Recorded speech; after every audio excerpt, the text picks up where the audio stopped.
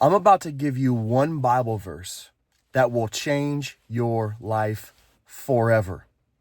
You see, so many of us, even as Christians, fight the same battles over and over and over again for years. And we can't figure out why these same things keep coming up in our life over and over again.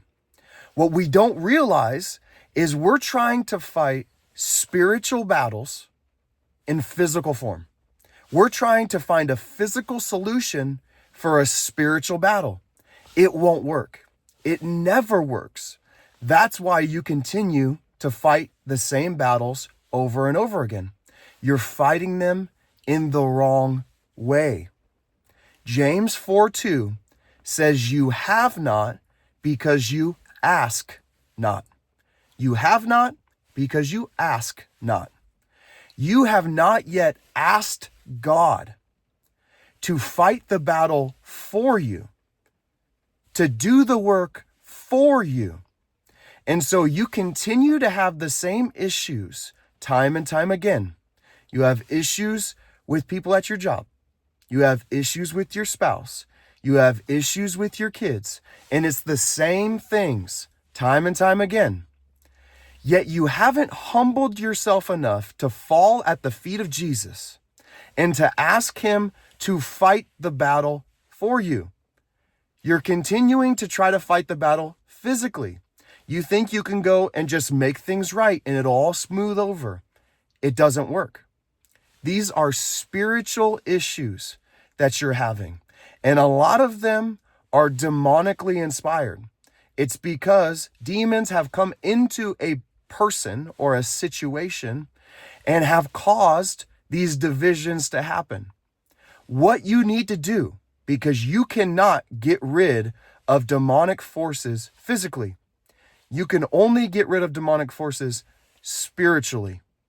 And in situations that cause divisions or are pertaining to very difficult things like death or money or whatever it might be, a lot of times the devil will get in there and he will cause these divisions because that is his goal, is to kill and to destroy. That's what he desires. So you cannot fight these battles physically. You have to fight these battles spiritually. James says you have not because you ask not. You haven't yet come to the King, the only one who can change a person's heart, who has power over all demonic forces, and asked him to do the work for you, to step in on these issues and to fight these battles. You know, the prophet Daniel was in a situation like this when the king made a decree by way of the satraps, the leaders of the nation, who were plotting against Daniel. The king made a decree that said, no one can pray to any god other than the king for 30 days. Yet this was an issue for Daniel because Daniel already prayed 3 times a day. And he would pray in his window of his house for everyone to see. Anyone who walked by could see him.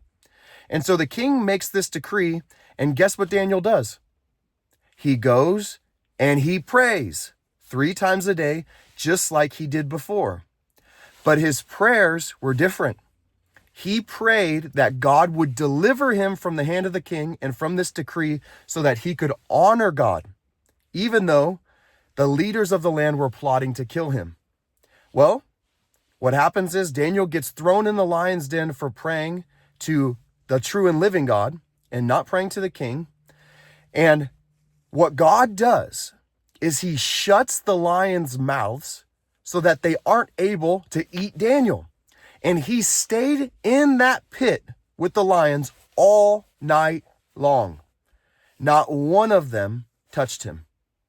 Do you think that Daniel in his own strength could have gone down into the lion's den physically and tied up all their mouths so that they couldn't eat him when he was thrown in?